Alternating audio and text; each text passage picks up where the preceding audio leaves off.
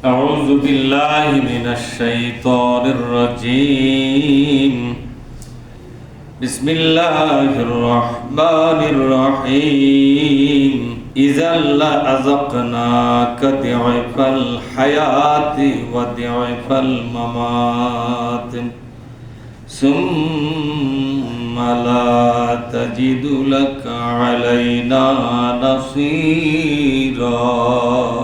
আমরা আল্লাহর দরবারে শুকরিয়া আদায় করি, বলি আলহামদুলিল্লাহ। সালাত এবং সালাম বিশ্ব নবীর প্রতি সাল্লাল্লাহু আলাইহি ওয়াসাল্লাম। সম্মানিত ভাইয়েরা, পবিত্র কোরআনের সূরা বনী ইসরাঈল এর ৭৫তম আয়াতটি আমি আপনাদের সামনে পড়ে শোনালাম। আসুন, এই আয়াতের মাধ্যমে আল্লাহ তাআলা আমাদেরকে যে মেসেজটি দিয়েছেন, যে বক্তব্য পেশ করেছেন, এটা আমরা মাতৃভাষায় বোঝার চেষ্টা করব। ওমা তৌফিকি ইল্লা বিল্লাহ। হে নবী, আপনি যখন দুর্বল কোনো কর্মসূচি দিবেন, মক্কার রাজনৈতিক নেতৃবৃন্দের দাবির কারণে তাদের সুবিধা হয় এরকম কোনো কর্মসূচিতে আপনি যদি দেন, তাহলে এই দুনিয়াতে আমি আপনাকে ডবল শাস্তি দেব এবং আপনাকে মৃত্যুর পরেও ডবল শাস্তি দিয়া আপনার কৃতকর্মের ফলাফল সেদিন আপনাকে বুঝে দেবো। সেদিন সূরা কলমের মধ্যে আল্লাহ পাক বলেছেন, সূরা কলম, লাউ তুদহিনু ফায়ুদহিনুন। আপনি যদি নরম নরম সিলেবাসের মাধ্যমে দাওয়াতি কাজ চালান, যে দাওয়াতটা দেশের কোনো বিপ্লব আনবে না, দেশের আমূল পরিবর্তন হবে না, যে দাওয়াতের মাধ্যমে এ দেশে ইসলামের বিপ্লব ঘটবে না, এরকম দাওয়াত যদি আপনি দেন, তাহলে ওরা সবাই আপনার প্রতি দুর্বল হবে, নরম হবে, আপনাকে বন্ধু হিসাবে গ্রহণ করবে। কি হিসাবে, জোরে বলুন? আর এরকম যদি হয়, তাহলে আল্লাহ পাকের পক্ষ থেকে আপনাকে জানানো হচ্ছে আপনাকে ডবল শাস্তি দেওয়া হবে। দুনিয়া এবং আখিরাতে আপনি আল্লাহ পাকের গজবের আওতায় করবেন। কারণ কি? কারণ হলো বিশ্ব নবীর উপর চাপ সৃষ্টি করা হয়েছিল মক্কায়, এত বেশি চাপ যে আপনি দাওয়াতি কাজের মাধ্যমে আপনার যে সিলেবাস, দাওয়াতি সিলেবাস, এই সিলেবাস থেকে রাষ্ট্র বিপ্লবের এই ধারা বাদ দেন। কোন ধারা? রাষ্ট্র বিপ্লবের ধারাটা বাদ দিয়ে দেন। আমরা শুধু ইবাদত বন্দেগীর দাওয়াত দেবেন, জিকির আজকারের দাওয়াত দেবেন, মরা জরা আছে না, এগুলা মানুষকে মাটি দেওয়া, জানাজার নিয়ম কানুন, তারপরে এই যে ব্যক্তি পর্যায়ে যেগুলো, কি পর্যায়ে জোরে বলুন, যেগুলো ব্যক্তি পর্যায়ে, একটা ব্যক্তির উপর আপনি বিপ্লব করেন, কিন্তু সমাজ এবং রাষ্ট্রীয় বিপ্লবের ধান্দাটা বাদ দেন। তাহলে এর উপর আপনি হাত দিলে আমরাও কিন্তু হাত আপনার উপরে দিয়ে দেব। বিশ্বনবী বললেন, অত সহজ? আমাকে আল্লাহ শুধু ব্যক্তি সংশোধন করতে বলেন নাই, আল্লাহ পাক আমাকে গোটা জাতি সংশোধনের দায়িত্ব দিয়েছে। হুয়াল্লাযী আরসালা রাসূলাহু বিল হুদা ওয়া দীনিল হক লিইয়ুযহিরাহু আলাদ-দীনি কুল্লিহি ওয়ালাউ কারিহাল মুশরিকুন। আল্লাহ পাক বলছেন, আমি তো সেই সত্তা যিনি তার রাসূলকে প্রেরণ করেছেন একটা মহান উদ্দেশ্য দিয়া। উদ্দেশ্যটা হলো এই দুনিয়ায় সমাজ এবং রাষ্ট্রে বিদ্যমান সমস্ত ব্যবস্থাপনাকে উৎখাত করে দিয়া এই সমাজটাকে ইসলামের বিপ্লবে বিপ্লব করতে হবে। এই সমাজের প্রতি ইঞ্চি জমিনের মধ্যে আল্লাহর কোরআনের রাজকে কায়েম করতে হবে। যদিও এই আন্দোলন এই দুনিয়ার কাফের এবং মুশরিকেরা সহ্য করতে না পারবে, তারপরও এই কাজটা করতে হবে। এই কাজটা যদি না করা হয়, ওগো নবী, আপনি আপনার নবুয়তের দায়িত্ব পালনে ব্যর্থ হয়ে গেলেন। কি হয়ে গেলেন? ব্যর্থ হয়ে গেলেন। আর এই ব্যর্থতা আপনার সুনাম বয়ে আনবে না, এই ব্যর্থতা আপনার জন্য ইজাল্লা আযাকনাকা দাইফাল হায়াত, এই দুনিয়ায় আপনার জন্য ডবল শাস্তি দেওয়া হবে। আর ওয়া দাইফাল মামাতি, আর মরণ থেকে শুরু করে কিয়ামত পর্যন্ত আল্লাহর ডবল গজবের আপনি অংশীদার হবেন। বিশ্বনবীকে হুমকি দেওয়া হচ্ছে, এটা হুমকি না? কথা বলেন না কেন? এটা সরাসরি নবীকে উল্লেখ করে বলতেছে। তো নবীকে যেখানে হুমকি দেওয়া হয়েছে যে ইসলামী দাওয়াতি কাজে ইসলামের বিপ্লবের অধ্যায়টা থাকা লাগবে, যেরকম থাকা আমরা চুপ হয়ে গেছে। ইসলামী দাওয়াতি কাজে ইসলামের বিপ্লবের একটা দাওয়াত থাকা লাগবে। লাগবে কি লাগবে না?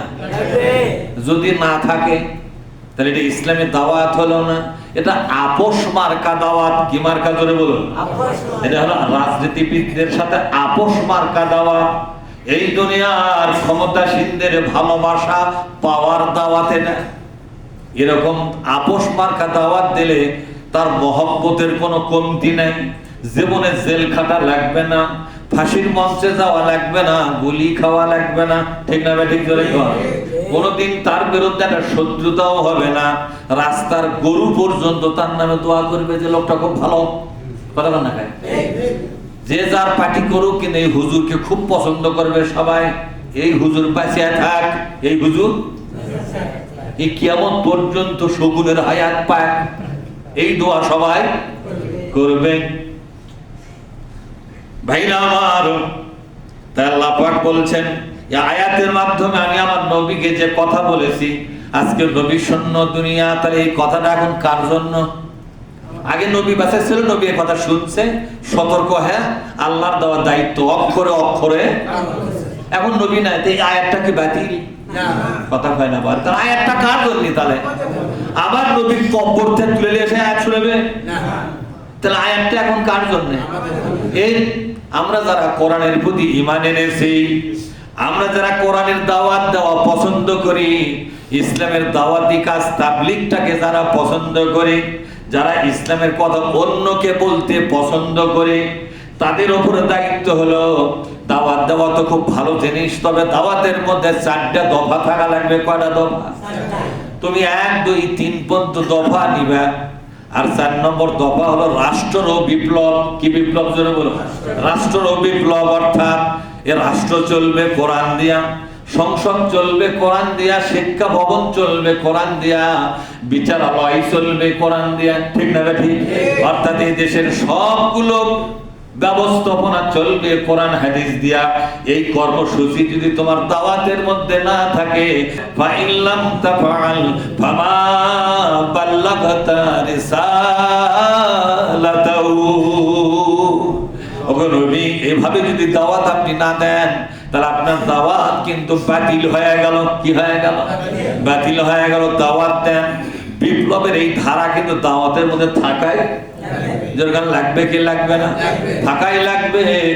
মানুষ আপনার উপর জুলুম করবে, নির্যাতন করবে, নিষ্পেষণ করবে, মানুষ আপনার প্রতি অন্যায় অবিচার করবে, মানুষ আপনাকে দুনিয়ার এই জমিন থেকে আপনার নাম এবং নিশানা মুছে দিতে পারে, কিন্তু আমি আল্লাহ কথা দিলাম, আল্লাহু ইয়াসিমুকা মিনান নাস।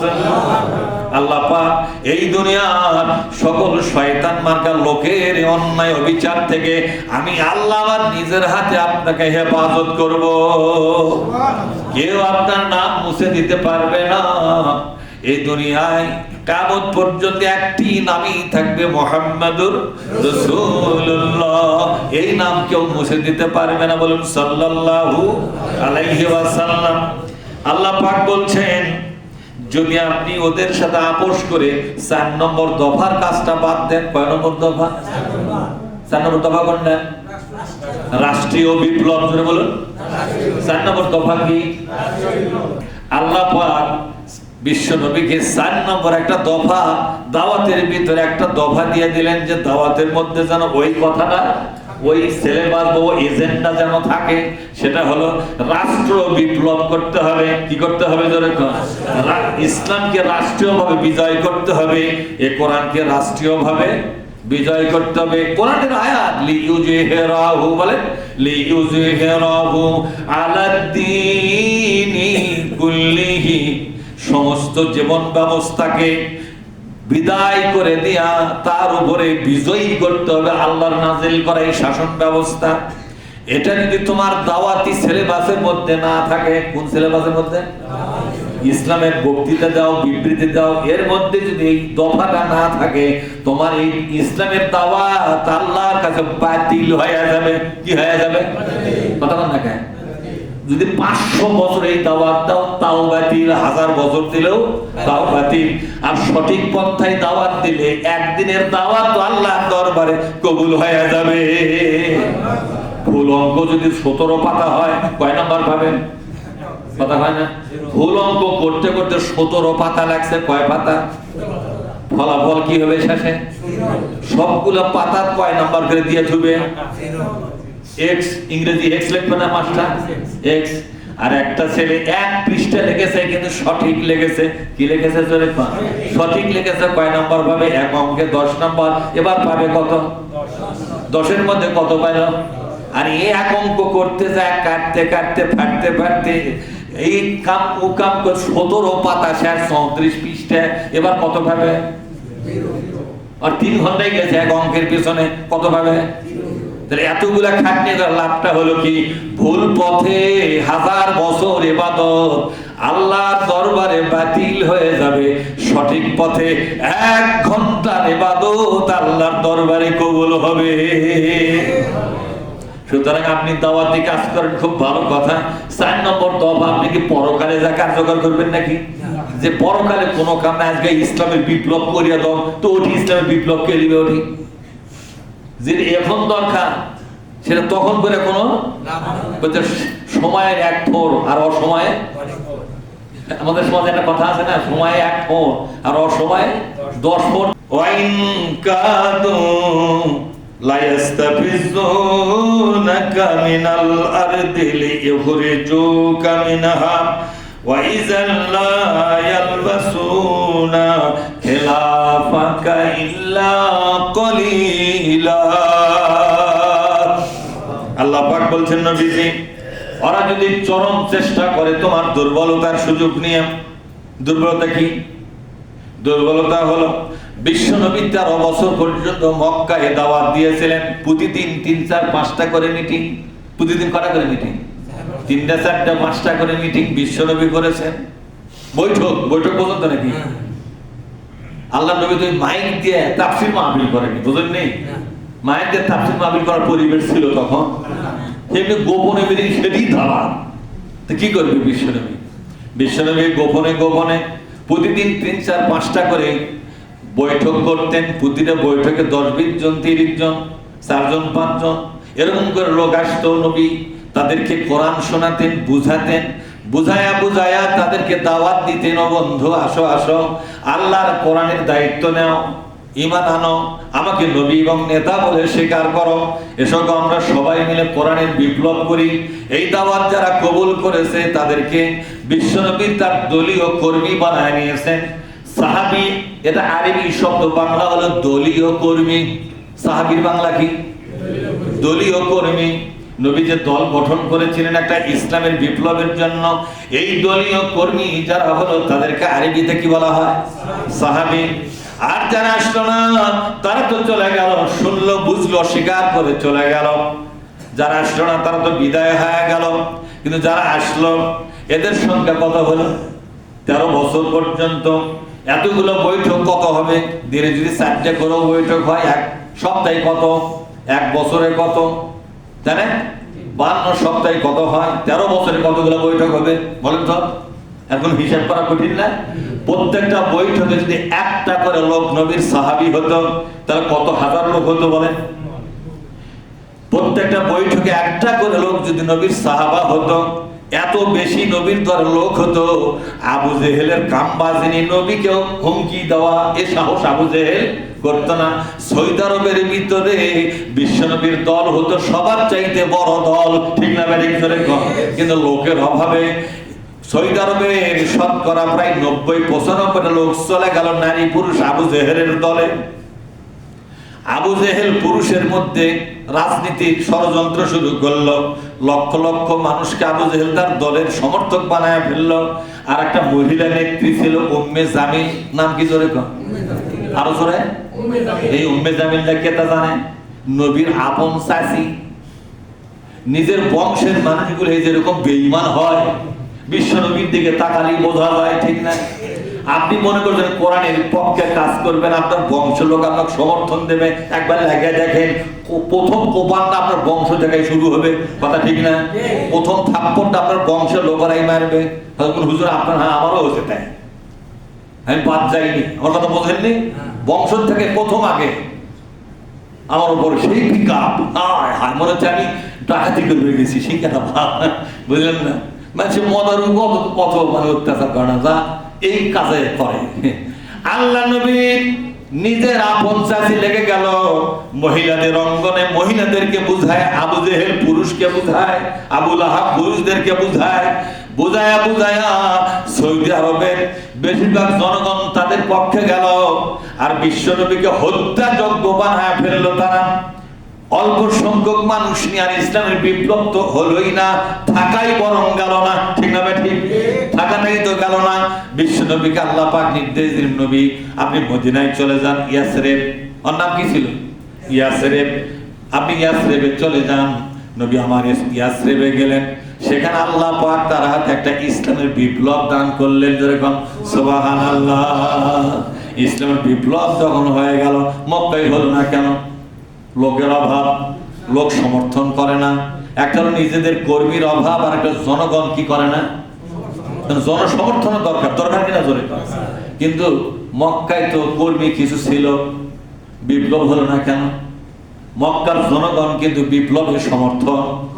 তাহলে দলীয় কর্মী থাকলে কি বিপ্লব হবে না? জনগণের সমর্থন লাগবে। আচ্ছা বলেন তো, জনগণের সমর্থন কেন লাগবে বলেন, বলতে পারেন আপনারা? এই জন্য লাগবে, ইসলামের বিপ্লব যদি হয় এর মধু সবাই পাবে। এর মধু, কোরআনের একটা মধু আছে না, আছে কিনা জোরে? অর্থাৎ আল্লাহ কোরআন যেখানে কায়েম হয় সেখানে কার রহমত নাযিল হয়? আল্লাহর রহমতটা সবাই ভাগ পাবে না, তো তারা ভাগ খাবে, তারা সমর্থনটাও যদি না করে আল্লাহ মাগ না দিবে। আমার কথা বোঝেননি? মক্কার লোকের আল্লাহ রহমত পাওয়ার কোনো চিন্তাই করলো না, কিন্তু মদিনা যারা ছিল ইহুদি খ্রিস্টান, তারা বললো যে একবার যদি এই দেশে ইসলামের বিপ্লব হয়, আমরা ইহুদি থাকবো, খ্রিস্টানই থাকবো, কিন্তু ইসলামী বিপ্লবের যেটা মধু, যে রহমত, সেটা আমরা সবাই পাবো। তোমরা বলবেন না? ইহুদিরা বুঝলো, খ্রিস্টানরা বুঝলো, কিন্তু মক্কার এই ক্যালমেট গুলা বুঝলো না, এই জন্য এখানে হলো না। তো আল্লাহ পাক বলছেন, ওগো নবী, ওরা যদি মক্কা থেকে আপনাকে বের করে দেয়, আমি আল্লাহ কথা দিলাম মক্কা থেকে আপনি বের হয়ে যাওয়ার বেশি দিন আমি রাখবো না। অল্প কিছু দিনের মধ্যেই এই শাসন ব্যবস্থাকে আমি মাটির সাথে ধসায়া দিব। কথা ঠিক? আল্লাহ নবী মদিনাতে যাওয়ার অষ্টম হিজরি, কত হিজরি ধরে কম, অষ্টম হিজরিতে মক্কা বিজয় হয়ে গেল, মক্কার শাসন ব্যবস্থা ভেঙে চুরমার হয়ে গেল, গোটা সৌদি আরবে বিশ্বনবীর সরকার কায়েম হয়ে গেল। আজ আবু জেহেল নাই, উতবা নাই, সাইবা নাই, ইসলামের কোন দুশমন নাই। আবু সুফিয়ান তখনও মুসলমান হয় নাই, বিশ্বনবীর কাছে এসে বলল, ও জামাই, এখন জামাই, এখন কি? আগে কুটুম্বার পরিচয় দেয়নি, তার আবু সুফিয়ানের মেয়ে আল্লাহ নবী বিয়ে করেছে, সে যেমন শ্বশুর হয়, একদিকে শ্বশুর, তাইও জামাইয়ের সাথে মারামারি করে। শ্বশুর বলতেছে, না এই মক্কাতে ইসলামের বিপ্লব হবার দেবো না। জামাই করছে যে আপনি দিবেন না, আল্লাহ এবং তার রাসূল ছাড়বে না। তাতে শ্বশুর জামাই জিদা হয়। আমার কথা বুঝেননি? মারামারি শুরু হয়ে গেল বদরের যুদ্ধে, শ্বশুর আর জামাই।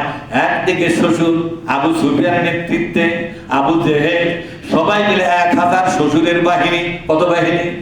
আর ওইদিকে জামাই আসছে, তার নাম কি? মুহাম্মদুর রাসূলুল্লাহ সাল্লাল্লাহু আলাইহি ওয়াসাল্লাম, তার কাছে মাত্র 313 জন। শ্বশুর জামাইয়ের সেনাবাহিনীর মধ্যে পার্থক্য হলো, জামাইয়ের সেনাবাহিনীর মধ্যে তেমন কোনো প্রশিক্ষিত লোক নাই, কিছু লোক ছাড়া সবগুলা আধা কাঁচা পাকা মানুষ।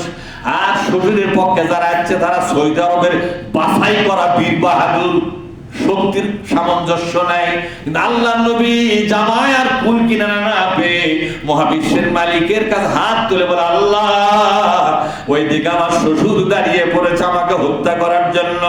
আমি যদি হত্যা হয়ে যাই, এই সাহাবাগণ যদি চলে যায়, এই দুনিয়ায় যেহেতু আর কোন নবী পাঠাবে না, কোন রসুল পাঠাবে না, ও প্রভু বলো বলো তোমার এই জমিনে তোমার কোরআনের দাওয়াত দেওয়ার আর কে বা থাকবে? অন্তত তোমার কোরআনের মর্যাদার জন্য, তোমার কোরআনের দাওয়াত ছাড়া দুনিয়াতে ছড়িয়ে দেওয়ার জন্য আজ আমাকে তুমি সাহায্য করো আল্লাহ। শ্বশুরের বাহিনী পরাজিত হয়ে গেল, সুবহানাল্লাহ। জামাইয়ের বাহিনী বিজয় হয়ে গেল। এরই নাম বদরের যুদ্ধ। এরই নাম কি? এটা হলো শ্বশুর জামাইয়ের যুদ্ধ। তাহলে এটা ক্যাঙ্কা শ্বশুরি দেয়, এটা বেটিরও ভালো বোঝে না, জামাইয়েরও ভালো। মানুষ দেখা যাচ্ছে এটা আমার কুটে মেরে ফেলে দিবি সেদিন। আল্লাহ বলছে যে এত সস্তা আমি এখনো আছি, কথা ঠিক না? বাড়ি করে ফাটুকি ফাটাবো আজকে। 70 জন নেতা মারা গেল আবু জেহেলের পক্ষে, আবু সুফিয়ানের পক্ষে। আর মুহাম্মদ সাল্লাল্লাহু আলাইহি ওয়াসাল্লামের পক্ষে মাত্র কয়জন? মাত্র 14 জন। কয়জন? 14 জন শহীদ হয়ে গেল। আর 299 জন নিয়া বিশ্বনবী বিজয়ী বেশে মদিনার দিকে চলে গেল। ইসলামের প্রথম বিজয় হয়ে গেল আল্লাহ রাব্বুল আলামিনের সাহায্যের কারণে। যেরকম সুবহানাল্লাহ। ও বন্ধুরে, সেদিন আল্লাহ পাক বলছেন, ও নবী, ইসলামের দাওয়াতি কাজের জন্য যদি কোন জাতি, কোন সরকার, কোন শক্তি ইসলামী লোকদেরকে জমিন থেকে উৎখাত করে, ওই জমিনে বেশি দিন আর ওই শক্তিকে আমি টিকে থাকতে দেব না। এটা আমি আল্লাহর আযাব। লা ইয়ালবাসুনা খিলাফাকা, বলে লা ইয়ালবাসুনা খিলাফাকা ইল্লা কলিলা। ইসলামী জাগরণের জন্য, ইসলামী বিপ্লবের জন্য দাওয়াতদাতারা যদি উৎখাত হয়ে যায়, ওই জমিনে বেশিক্ষণ আর দাঁড়িয়ে থাকতে আমি দেব না। আল্লাহ তাআলা আমাদের সকলকেই কবুল করুন। আল্লাহুম্মা আমিন।